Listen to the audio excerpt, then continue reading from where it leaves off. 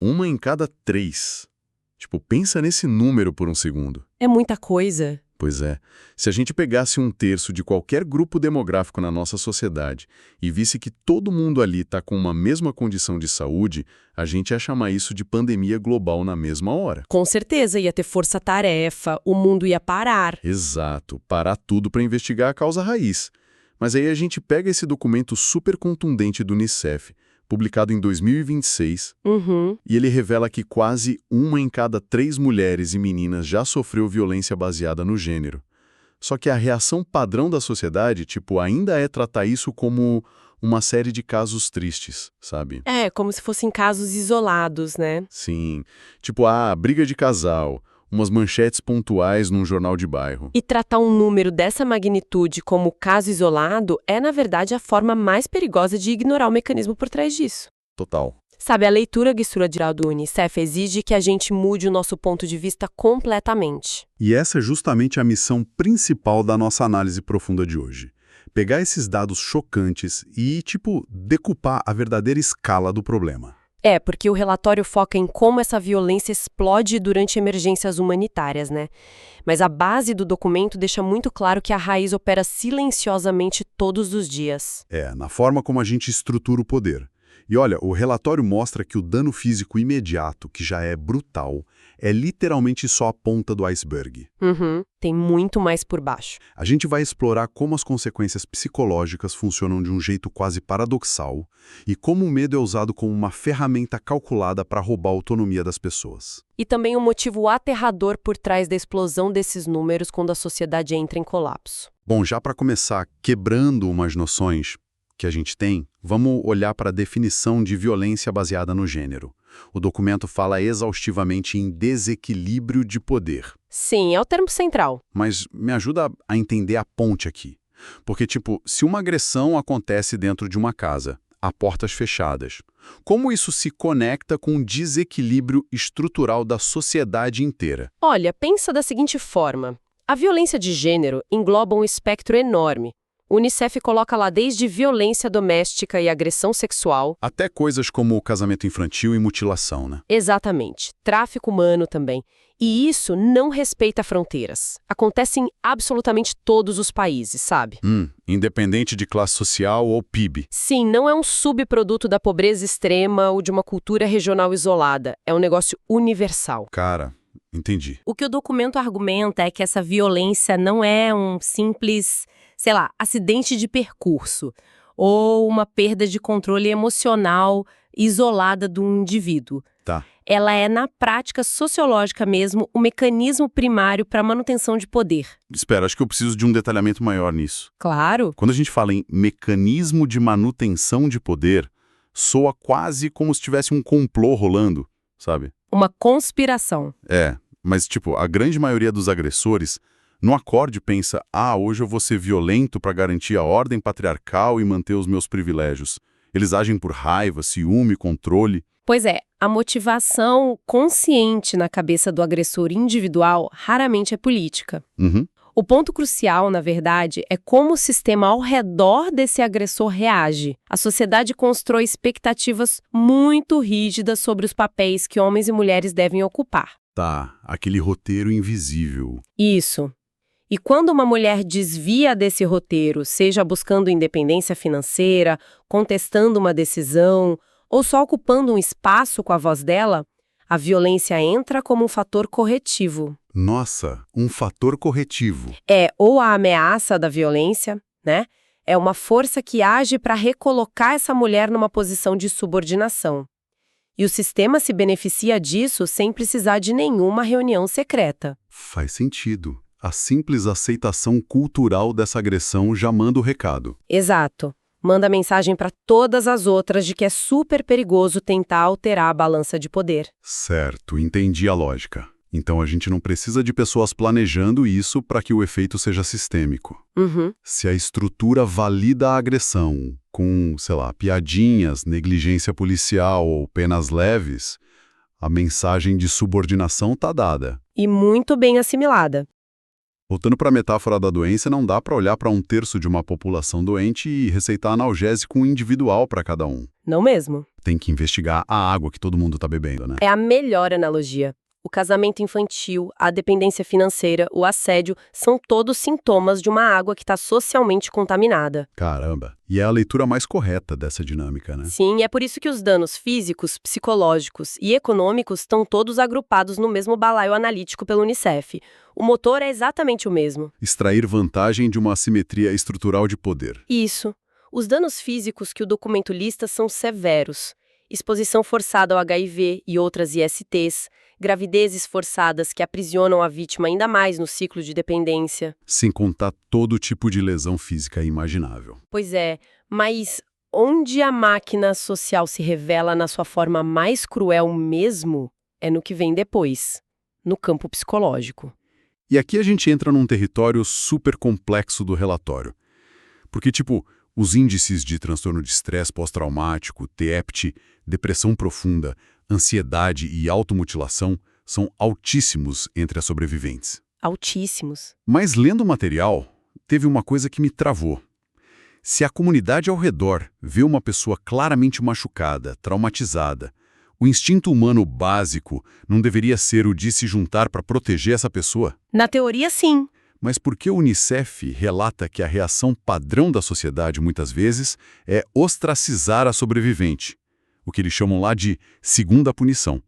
Isso parece desafiar qualquer lógica de empatia. Olha, desafia a lógica da empatia, mas obedece perfeitamente à lógica de autopreservação do próprio sistema. Como assim? O trauma gerado pela violência de gênero tem uma mecânica bem diferente de sobreviver a um desastre natural, por exemplo. Tá. Se você sobrevive a um acidente de trem, seus vizinhos fazem campanha de arrecadação, a comunidade chora com você, o suporte aparece na hora. Todo mundo se mobiliza. Exato. Mas na violência de gênero, esse acolhimento é substituído por uma investigação moral da vítima. Sabe? O que ela estava vestindo, a hora que ela saiu de casa. Se ela bebeu, se ela provocou... Isso. Cara, mas qual é o ganho social de atacar quem já está no chão destruída? Por que a vizinhança ou a própria família faz isso? Porque fazer isso protege a ilusão da comunidade de que o mundo é um lugar justo. Ah, entendi. Imagina, se a sociedade admitir que uma mulher sofreu violência puramente por causa de um desequilíbrio de poder sistêmico e aleatório, a conclusão óbvia é que qualquer pessoa está em perigo iminente o tempo todo. O que gera pânico geral. Pânico total. É psicologicamente muito mais fácil, mais confortável para todo mundo acreditar que a vítima quebrou alguma regra não dita, que ela, de alguma forma, causou a própria agressão. Porque aí, se a culpa for dela, é só as outras pessoas não repetirem o erro que elas estão seguras. Perfeito. O ostracismo e a culpabilização servem para isolar a sobrevivente e blindar a paz mental do resto do grupo. Nossa, essa mecânica é devastadora. É sim. Isso significa que a mente dessa pessoa traumatizada não consegue nem iniciar o processo de cura. O ambiente não valida a dor dela. Ela acorda todo dia com colegas, com vizinhos e às vezes com a própria família, sinalizando que ela estragou a própria vida. Isso explica muito por que a depressão e o TEPT viram uma prisão perpétua nesses casos, né? O isolamento é a verdadeira prisão. O documento enfatiza que o custo dessa rejeição é muitas vezes o colapso econômico da vítima. A rede de apoio some, o que empurra ela para a pobreza extrema. É um efeito cascata horrível. E tem lugares do mundo onde a distorção dessa segunda punição é tão bizarra que a sobrevivente de violência sexual é forçada pela família a se casar com o agressor. É inacreditável. Para reparar a honra. Exatamente. Sem contar os crimes de honra, onde a própria família assassina a vítima porque ela trouxe vergonha ao denunciar o ataque. Limpar a honra da família, forçando a vítima a viver sob o mesmo teto do cara que a violou. É a prova cabal de que manter a aparência social é infinitamente mais importante do que a dignidade humana para esse sistema. Com certeza. Mas, olha, se a vítima sofre toda essa carga contínua, o que acontece do outro lado da moeda? E o agressor? O relatório fala bastante de impunidade, e eu quero propor um exercício aqui. Vamos lá. Se a comunidade gasta energia isolando a vítima e deixa o agressor impune, O dano vai muito além daquela vítima específica, certo? O dano se ramifica para a comunidade inteira. A impunidade não é só, ineficiência da justiça. Nesse ecossistema que a gente está desenhando, a impunidade é a matéria-prima do medo. Quando um agressor pratica violência e volta a circular livremente no dia seguinte, o sistema está enviando um memorando claro para todas as outras meninas e mulheres dali. Dizendo que não existe linha de defesa. E que os limites do mundo delas são ditados por eles. Confesso que isso me pegou muito na leitura. O Unicef explica que o simples fato da impunidade existir já opera como ferramenta de controle. É tipo construir grades invisíveis nos espaços públicos. Perfeita definição. A violência física não precisa acontecer todo santo dia contra todas as mulheres para alcançar o objetivo.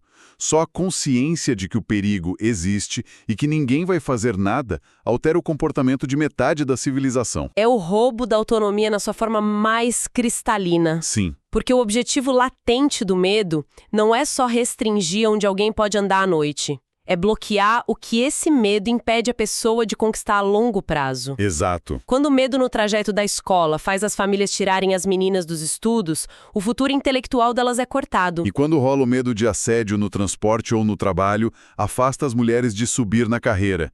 É a independência econômica sendo confiscada. Exatamente. E aqui a gente entra na provocação de novo. Você acha que o cara que assedia no ônibus senta de manhã tomando um café e planeja: vou assediar hoje para garantir que a dependência financeira feminina continue? Claro que não. É um jogo de xadrez sofisticado demais para atos tão instintivos. Não tem um planejamento individual assim. Pois é. O agressor age por impulso egoísta, mas o sistema como um todo funciona por inércia. Pensa bem. Se o ambiente público tolera a ameaça, a mulher tem enormes dificuldades de se sustentar sozinha. E isso empurra ela para a dependência de um marido ou de um pai. E quem tem o controle financeiro tem o poder de barganha dentro de casa. É aí que a armadilha se fecha. Se ela tentar sair de uma relação abusiva, a falta de recursos gerada lá atrás pelo medo público torna a saída quase impossível. O sistema se preserva sozinho. É desesperador. É um ciclo que se tranca pelo lado de fora, sabe? O desequilíbrio cria violência, a violência gera um medo, validado pela impunidade sistemática. Esse medo tira a instrução das meninas. A ausência de dinheiro garante que elas continuem reféns do mesmo desequilíbrio lá do começo. E perceba uma coisa para quem está acompanhando. O quê? Tudo isso que a gente narrou até aqui, grades invisíveis, ostracismo, perda de autonomia, é o que a gente chama de normalidade. É o famoso tempo de paz. Exato. Tempos de paz. Quando tem polícia na rua e juiz trabalhando. E isso nos empurra diretamente para a maior preocupação que o Unicef levanta nesse documento de 2026. O que acontece quando o tempo de paz evapora, né? Isso. As emergências humanitárias, conflitos armados, guerras civis, desastres naturais catastróficos que destroem tudo do dia para a noite. Para visualizar isso de forma prática, não vamos pensar num dique estourando ou água invadindo a cidade. Vamos pensar nas regras diárias como um contrato social. Uma trégua muito frágil. Sim. Enquanto tem luz, supermercado com comida e a lei impõe um mínimo de civilidade, a gente finge que está seguro.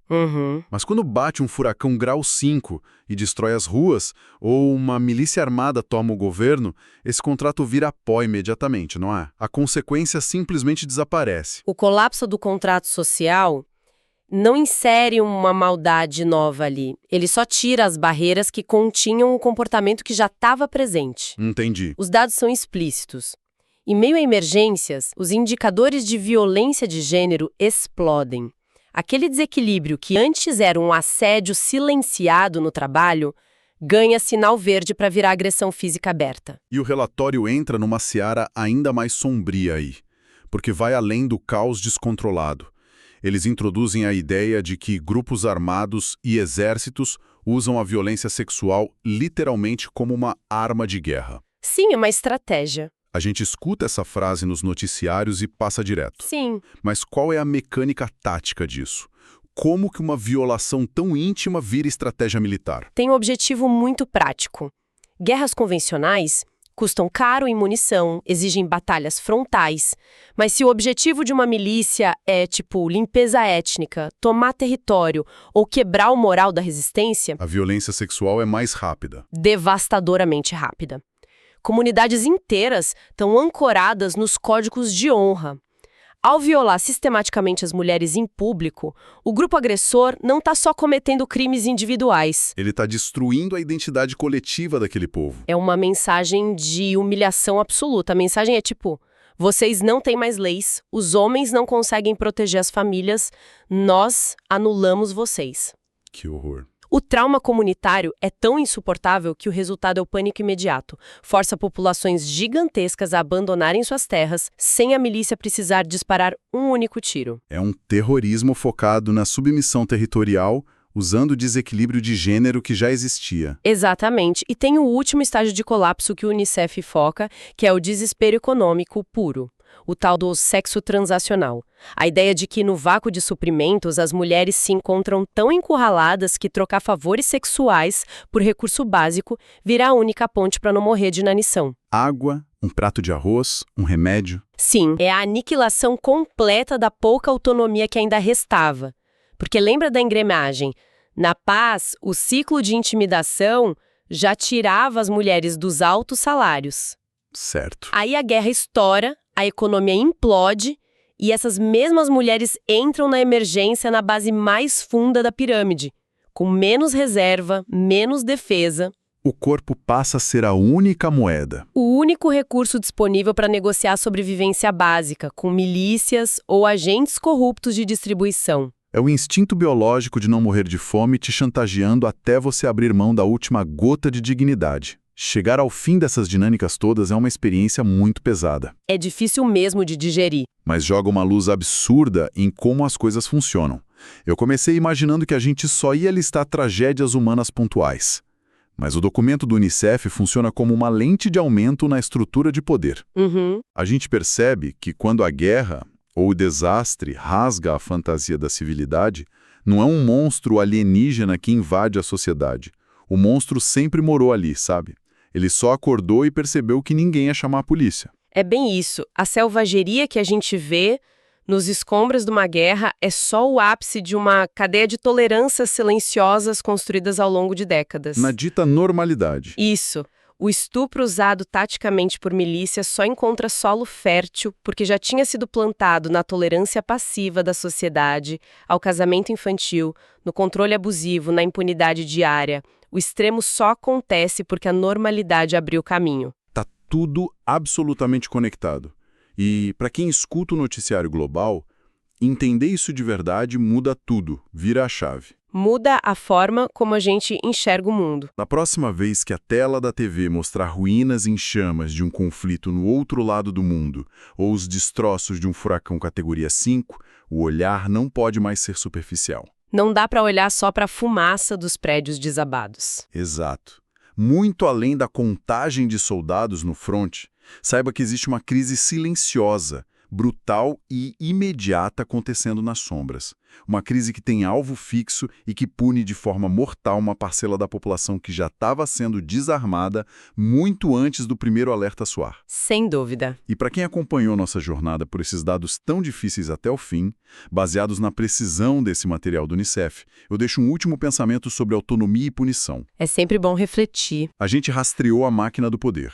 O sistema valida a impunidade do agressor, instala na comunidade aquele medo pervasivo, pesado que atua como um carcereio. Trancando meninas nos bairros, tirando oportunidades profissionais. Sim, confiscando ativamente o destino delas. Então, pensando numa estrutura social onde a vítima do perigo precisa viver o tempo todo encolhida e cercada por grades invisíveis de segurança, só para ter uma chance de sobreviver. Enquanto o causador do perigo usufrui da rua e da lei. Exato.